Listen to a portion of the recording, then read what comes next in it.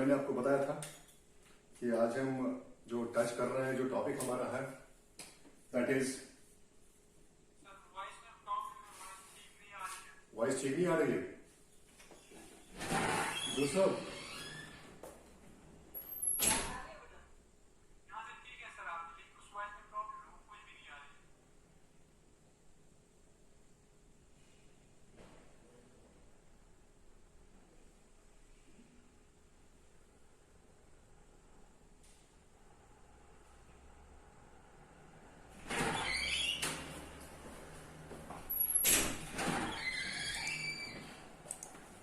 अब ठीक है।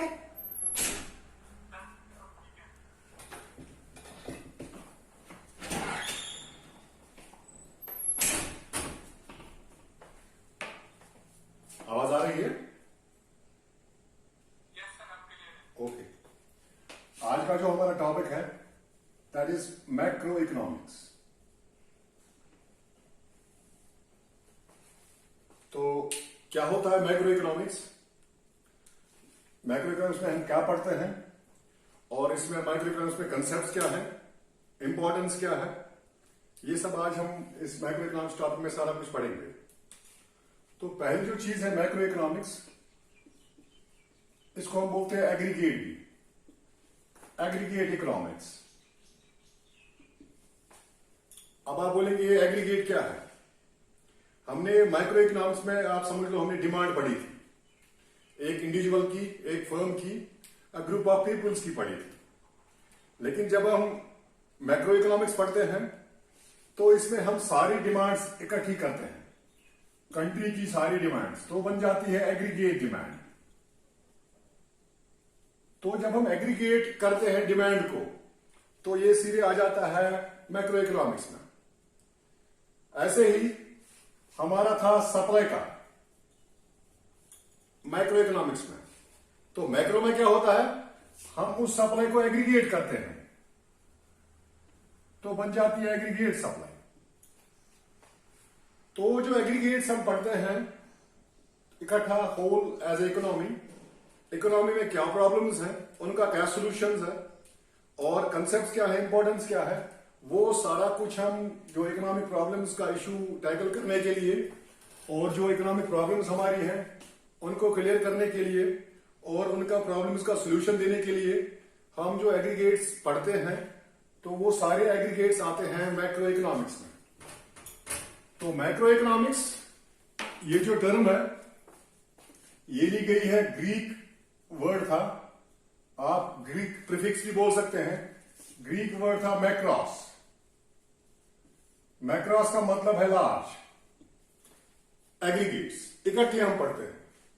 तो आप समझ लीजिए अगर मैं ये कुछ ट्रीज हैं, अगर मैं अब इसके बाद यहां पे आता हूं, बहुत सारे हैं, तो मैं फॉरेस्ट की बात कर रहा हूं।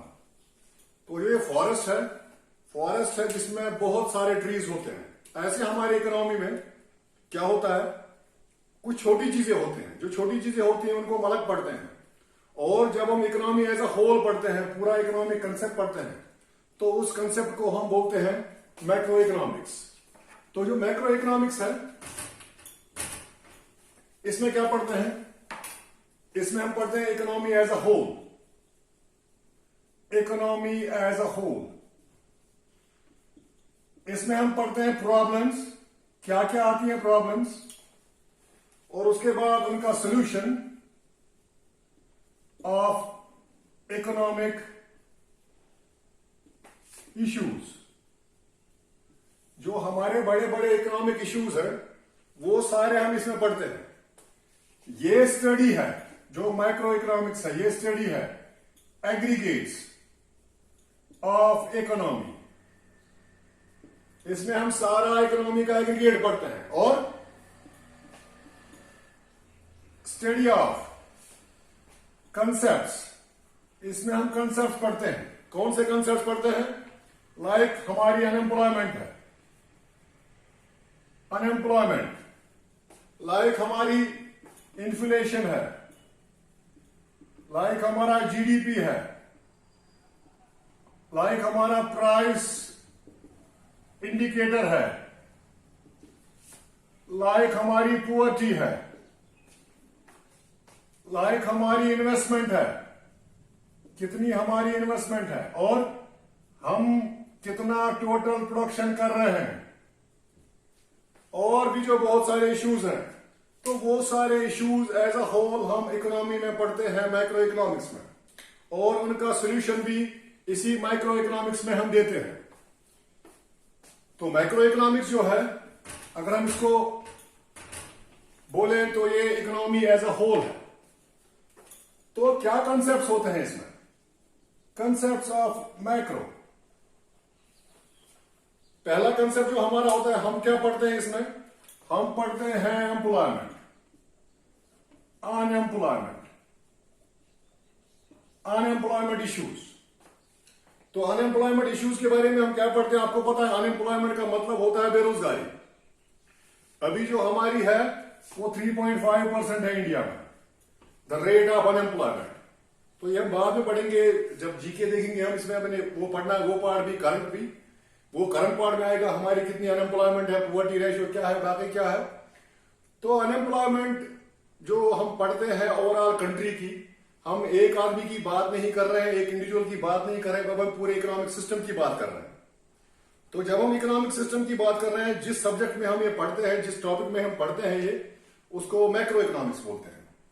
तो unemployment as a whole, unemployment होती है 3 टाइप्स की, जनरली मैं बोल रहा हूं, इसके बाद बहुत सारे टाइप्स होते हैं। एक अनएम्प्लॉयमेंट होती है वॉलंटरी, आप नोट डाउन करके रखिएगा। मैं ये मैक्रो इकोनॉमिक्स में पहली ही बात कर रहा हूं, जो हमारे कंसेप्ट माइक्रो इकोनॉमी में आते हैं उनकी बात कर रहा हूं मैं। मैक्रो इकोनॉमिक्स मैंने बोला स्टडी एज अ होल, पूरा इकोनॉमी की बात कर रहे हैं, प्रॉब्लम्स क्या है, इश्यूज क्या है, और जो overall behaviour of an economy वो क्या है, और क्या चेंजेस हुए। चेंजेस मतलब होता है इंडिकेटर्स, कौन कौन से इंडिकेटर्स है और उनके इंडिसेस क्या है।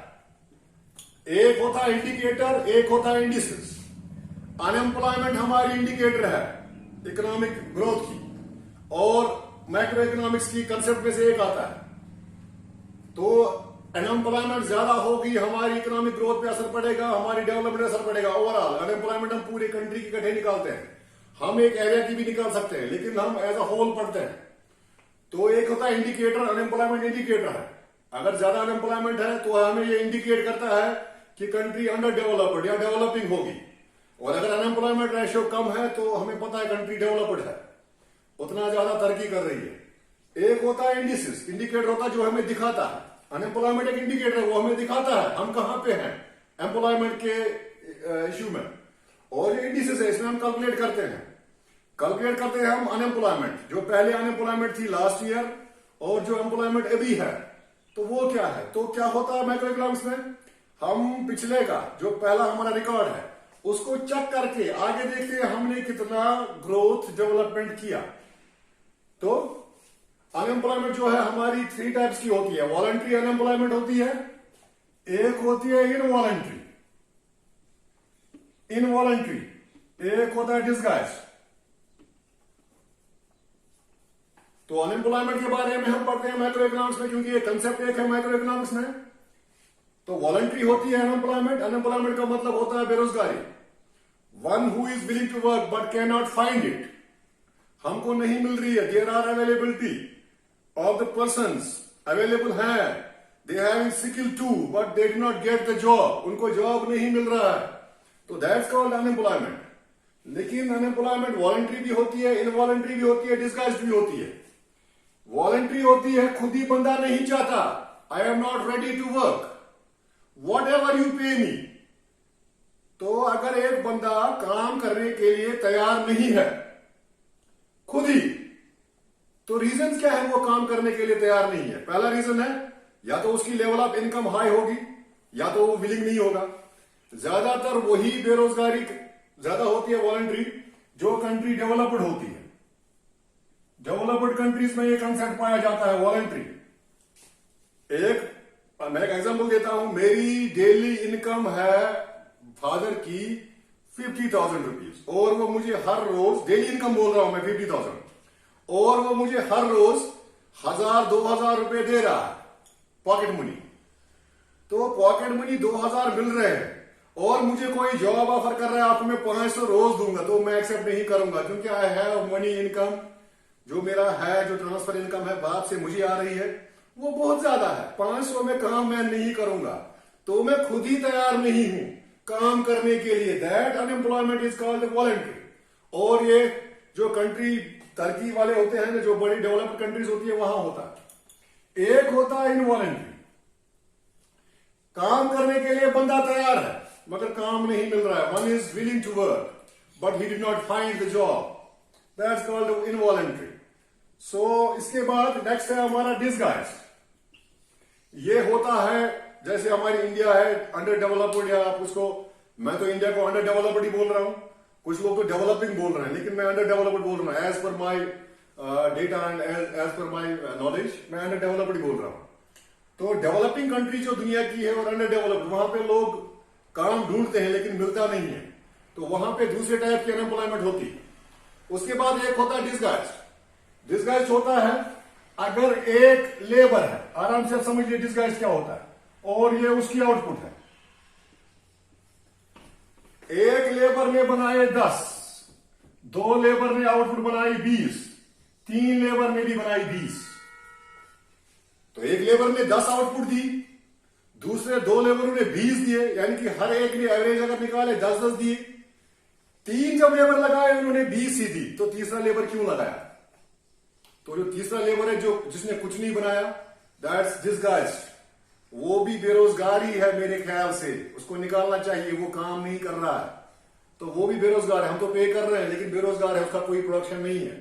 तो जो प्रोडक्शन में कोई इंक्रीज नहीं कर रहा है, तो उसको हम बोलते हैं डिसगाइज्ड। ये बहुत पुरानी थ्योरी एक है, तो इसको आजकल गवर्नमेंट बोल रही है, आपने सुना होगा बेरोजगार भत्ता, अनएम्प्लॉयमेंट अलाउंस, वो इन्हीं लोगों को देती है। समझ लो हम घर में काम करने गए खेत पे, मैं एग्जांपल एक दे रहा हूं डिसगाइज्ड कौन होता है एज पर ओल्ड थ्योरी। अगर हम घर में काम करने गए खेत पे, तो एक आदमी ने दिन में 1 कनाल धान काटी, दूसरा आदमी उसके साथ गया, उन्होंने 2 कनाल काटी, जब तीसरा गया उन्होंने 2 ही कनाल काटी। तो तीसरा आदमी डिसगाइज्ड है, और जो ये डिसगाइज्ड है वो खाना भी ज्यादा खाता है। बेरोजगार जो घर में फजूल बैठा हुआ है ना, उसको भूख भी ज्यादा लगती है। तो जो ये डिसगाइज्ड है, ये तीसरी टाइप की अनएम्प्लॉयमेंट है। हालांकि वो काम पे गया है लेकिन उसका प्रोडक्शन 0 है, दैट्स आल्सो एंड। तो अनएम्प्लॉयमेंट इश्यू जो हमारा कंट्री का है वो बहुत बड़ा इश्यू है, तो उसको एड्रेस करने के लिए हमने पढ़ना है। हमारा टॉपिक है ही माइक्रो इकोनॉमिक्स, यही हमें सोल्यूशन देगा इस प्रॉब्लम का, और ये हमारी प्रॉब्लम है। नेक्स्ट है हमारा इसमें इकोनॉमिक ग्रोथ। नेक्स्ट टॉपिक जो इसमें पढ़ते हैं वो है इकोनॉमिक ग्रोथ। इकोनॉमिक ग्रोथ की बात कर रहा हूं मैं। तो इकोनॉमिक ग्रोथ क्या होती है? हम रोज रोज बढ़ रहे हैं, और अगर ये रोज रोज बढ़ना जारी रहा 6 महीने साल तक, तो हम क्या करेंगे? हम यहां पहुंचेंगे। अगर ये कंटिन्यूअस रहेगी तो हम ये करेंगे, इकोनॉमिक डेवलपमेंट। जब ये प्रोसेस कंटिन्यू रहेगी, आज मैंने 4 चीजें बनाई, कल मैंने 5, फिर 6, फिर 5, फिर 6, कंटिन्यूअस मेरा प्रोडक्शन बढ़ रहा है और चल रहा है। अगर सेम क्वांटिटी में भी चल रहा है लेकिन चल रहा है, I am producing continuously, I am growing continuously. अगर मैं ग्रोथ कंटिन्यूअसली कर रहा हूं for a period of time, it may result after 1 year, 6 months, depends कितना हम इसमें मेहनत अपनी लगा रहे हैं, तो ये इकोनॉमिक डेवलपमेंट में हमें ले जाएगी। तो इकोनॉमिक डेवलपमेंट और इकोनॉमिक ग्रोथ, हमारा लास्ट मकसद वही होता है, इकोनॉमिक डेवलपमेंट। मगर इसका ये मतलब नहीं है कि हम कुछ भी करें इकोनॉमिक ग्रोथ के लिए।